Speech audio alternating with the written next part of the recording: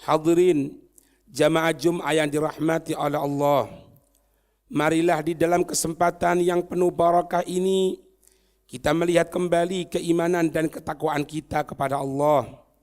Karena dengan iman dan takwa seseorang akan menjadi mulia. Begitupun ketika seseorang tidak memperdulikan keimanan dan ketakwaan, dia akan terhinakan dalam kehidupan dunianya, lebih-lebih dalam kehidupan akhiratnya kelak.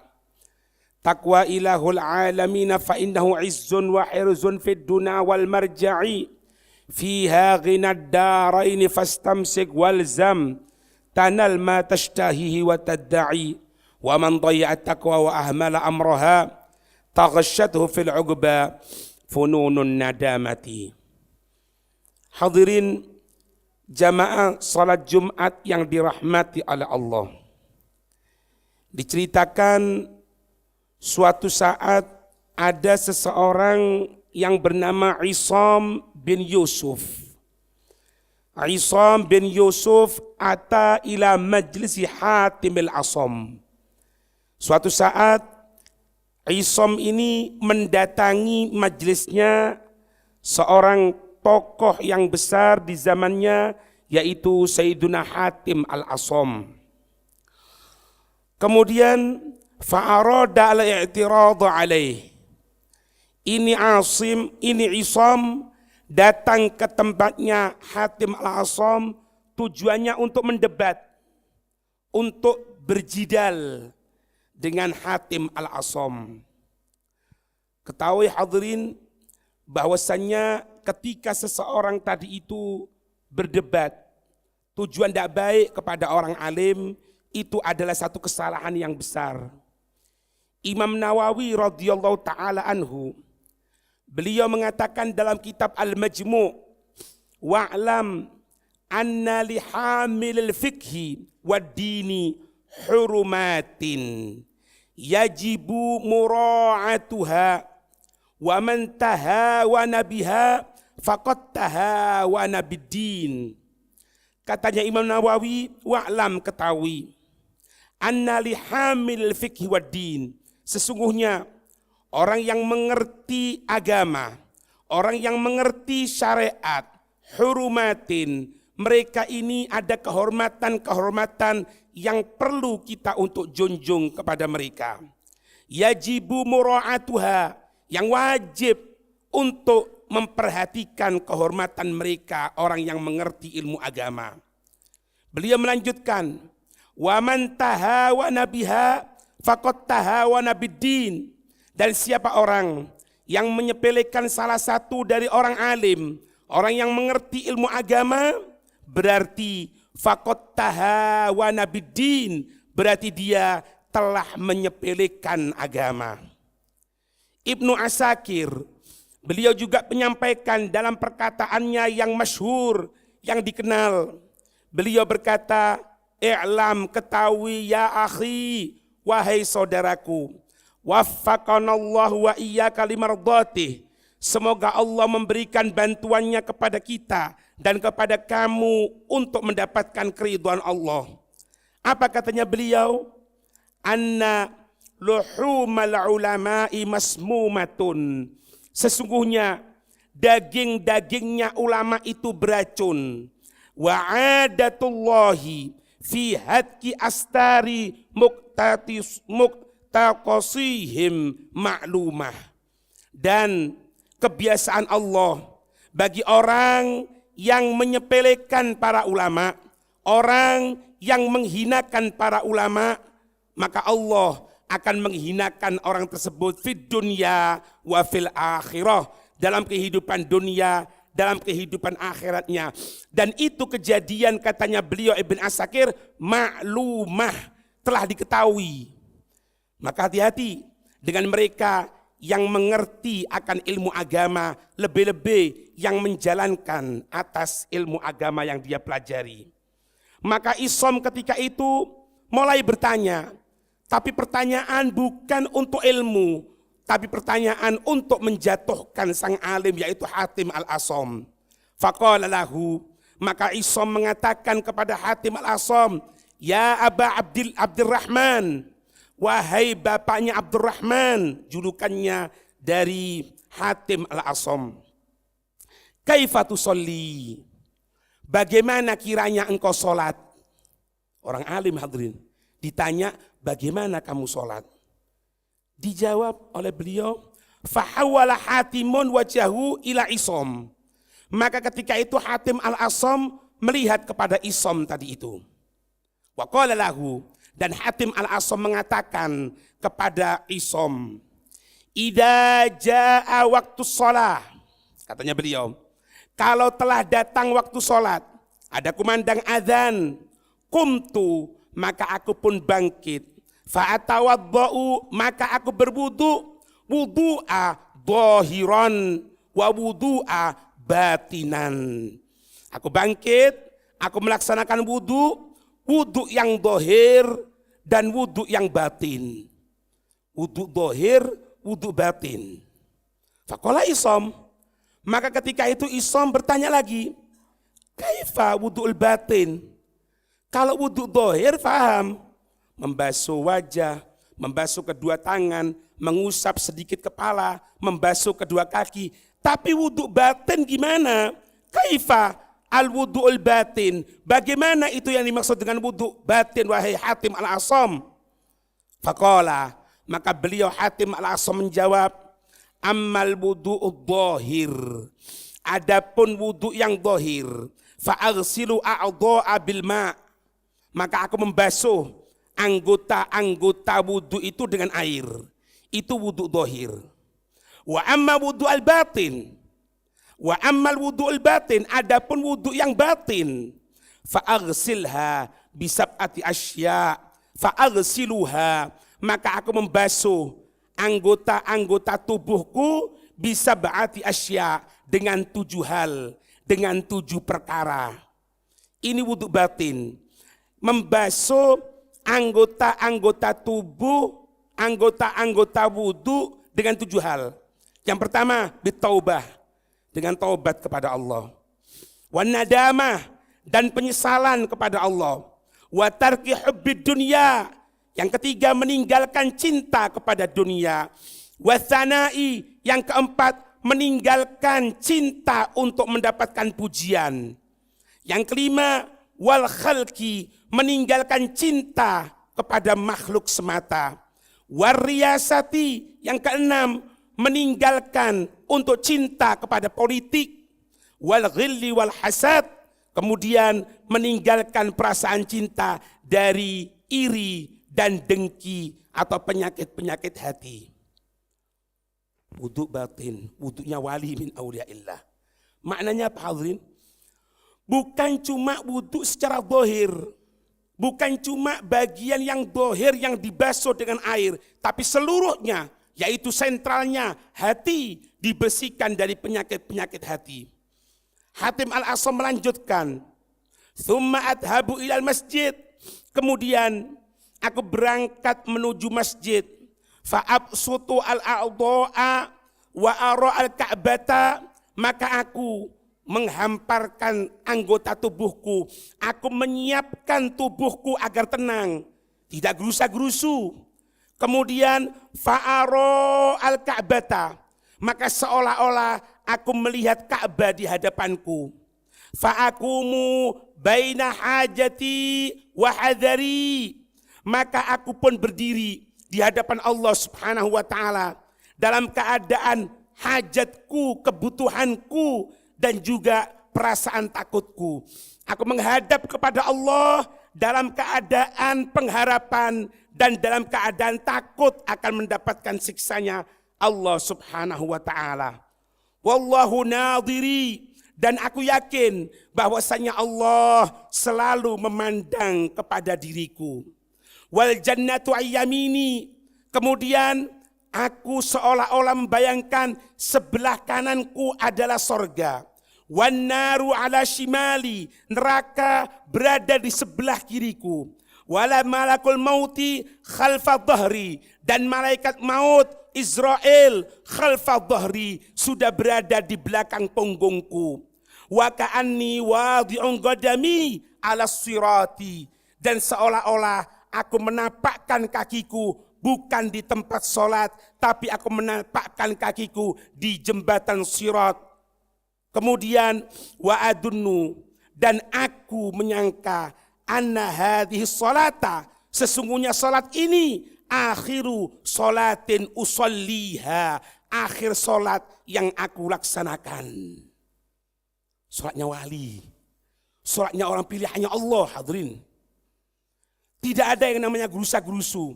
Bahkan dalam hukum fikih dikatakan, kalau sampai 3 gerakan membatalkan sholat, kita bergerak dengan anggota tubuh yang dohir. Baru 3 kali batal. Kalau 1 kali, kalau 2 kali, tidak membatalkan sholat, tetapi dihukumi makruh. Dihukumi makruh. Pernah suatu saat baginda Rasulullah SAW terlihat ada 1 orang sholat. Kemudian sambil sholat, orang tadi itu bermainan jenggotnya. Digerak-gerakkan gini jenggotnya dalam keadaan sholat. Maka apa sabda Nabi kepada para sahabat? Lau khasya'a golbu hada lasakanat a'do'u. Kalau hatinya orang ini dalam keadaan tenang, hatinya orang ini dalam keadaan sempurna menghadap Allah, maka niscaya anggota tubuhnya akan merasa tenang pula, tidak akan banyak gerakan sama sekali. Berapa banyak kita lihat ketika kita sholat mungkin, atau kita sendiri hadirin, sambil bermainan kumisnya, sambil kadang-kadang menggaruk-garuk dari telinganya dan sebagainya. Ini wali min auliyaillah ketika akan sholat, sudah berhadapan seolah-olah Allah di hadapannya, Ka'bah di hadapannya, berdiri di atas jembatan Sirat. Kanannya seolah-olah sorga, kirinya seolah-olah neraka. Ini orang pilihannya Allah, hadirin. Kemudian beliau melanjutkan, Hatim Al-Asam, thumma anwi, kemudian aku berniat untuk melaksanakan sholat. Wa ukabbiru bil ihsan, dan aku bertakbir dengan cara yang terbaik. Allahu Akbar. Akbar isim tafdil, tidak ada yang paling besar selain Allah. Jabatan kecil, harta kita kecil, kedudukan kita kecil, bahkan nyawa kita kecil di hadapan Allah Subhanahu wa taala. Itu makna Allahu Akbar. Allah Maha Besar, besar dari segala sesuatu yang kita miliki di dunia atau yang kita idam-idamkan dalam kehidupan dunia ini. Wa aqra'u bitafakkur. Kemudian aku memulai untuk membaca ayat per ayat. Aku baca Fatihah yang wajib. Aku tambahi bacaan yang sunnah dari Al-Quran selain Fatihah. Dengan tafakkur. Bukan cepet-cepetan hadirin. Dengan tafakkur. Bismillahirrahmanirrahim. Alhamdulillahi Rabbil Alamin. Yang ada 14 tasydid dalam Fatihah dibaca. Kesempurnaan dibaca. Dibarengi dengan apa? Tafakkur. Memikirkan. Wa arka'u bittawadhu'. Wa arka'u bittawadhu'. Kemudian aku rukuk dalam keadaan tawadhu', rendah hati kepada Allah. Wa asjudu bittadarru'. Kemudian aku sujud bittadarru', dengan penuh permohonan kepada Allah Subhanahu wa taala. Wa atasyahhadu birraja'. Dan aku bertasyahud dengan pengharapan kepada Allah Subhanahu wa taala. Wa usallimu bil ikhlas, dan aku bersalam dalam keadaan ikhlas hanya kepada Allah. Salat bukan untuk mendatangkan rizki, salat bukan untuk tendensi apapun kecuali ikhlas. Aku bersalam, aku keluar dari salatku bil ikhlas, katanya beliau, dalam keadaan ikhlas murni hanya untuk Allah Subhanahu wa taala. Fahadhihi salati, katanya beliau. Katanya Hatim Al-Asam, fahadhihi salati, maka ini adalah salatku mundu 30 sanatan, semenjak 30 tahun yang lalu. Seperti ini caranya aku salat kepada Allah Subhanahu wa taala. Faqala lahu Isam, maka ketika itu Isam mengatakan, hada syai'un, ini adalah sesuatu la yaqdiru alaihi ghairuk, yang tidak akan mampu melaksanakan salat seperti ini kecuali hanya engkau wahai Hatim al-Asam. Wabaka, dan beliau menangis bukaan syadidan, dalam keadaan tangisan yang begitu dalamnya, menangis menyesal atas apa-apa yang telah dia laksanakan dari sholat yang dia laksanakan. Ini makna salat hadirin. Ini yang dikatakan penghubung antara makhluk dengan Allah subhanahu wa ta'ala, yaitu salat yang dia tadi itu akan menjadi perantara untuk mendapatkan kemuliaan dari Allah subhanahu wa ta'ala. Salat yang memang diajarkan oleh mereka, orang-orang pilihannya Allah yang bersambung kepada Nabi SAW, yang Nabi menyatakan, "Shallu kama ra'aitumuni usolli," katanya Nabi. Salatlah kamu sekalian sebagaimana kamu sekalian melihat aku dalam keadaan salat. Bagaimana Nabi itu dalam keadaan salat, itulah yang harus kita laksanakan sesuai dengan yang diajarkan oleh baginda Rasul sallallahu alaihi wasallam. Sehingga Imam Ghazali mengatakan, hadirin, dalam kitab Ihya Ulumuddin, beliau mengatakan, Imam Ghazali, laisa sya'nu an tusalliya, innama sya'nu an tusalliya salatan makbulatan. Bukanlah perkara yang besar kalau kita bisa sholat. Pokoknya sholat, pokoknya sudah sholat. Bukan itu hadirin.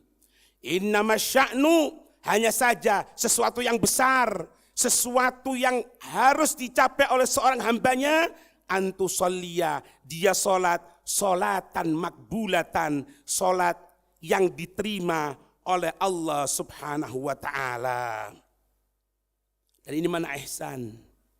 Ketika orang sholat, makna ihsan, rukun agama, Islam, iman, ihsan. Apa ihsan? Anta'budallah ka'annaka tarahu, fa'illam tarahu, fa'innahu yarak. Apa makna ihsan di sini? Ketika engkau ibadah kepada Allah, seolah-olah engkau melihat Allah. Kalau engkau tidak bisa melihat Allah, dan memang kita tidak akan bisa melihat Allah kecuali kelak di hari kiamat, maka ketahui Allah melihat kamu. Apakah pantas ketika kita sholat dilihat oleh Allah, dipandang oleh Allah, tapi gerakan kita ala kadarnya, bahkan gerakan yang melecehkan di dalam sholatnya? Apakah ini sholat yang merasa diintai oleh Allah subhanahu wa ta'ala?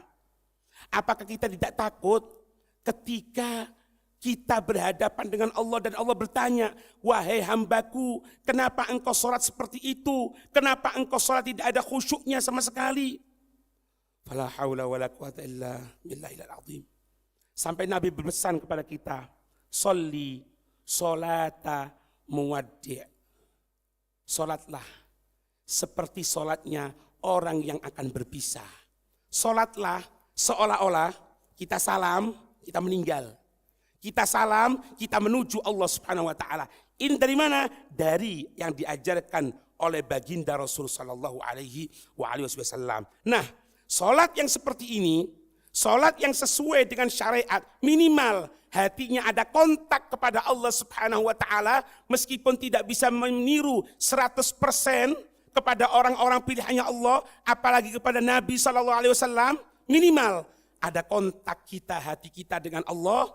Maka inilah yang dimaksud innas salata tanha 'anil fahsya'i wal munkar. Sesungguhnya salat mencegah dari perbuatan keji dan mungkar. Selesai salat tidak ada perbuatan kemaksiatan, bahkan menginginkan untuk kemaksiatan tidak ada, kosong sama sekali. Karena apa? Rasa untuk bermaksiat telah dicegah oleh salat kita. Tapi maaf, kalau setelah salat ada keinginan untuk bermaksiat, bahkan setelah salat langsung bermaksiat kepada Allah, bukan Al-Quran yang salah hadirin, bukan ayat yang menyatakan inna sholata tanha 'anil fahsya'i wal munkar, sesungguhnya salat itu mencegah perbuatan keji dan mungkar.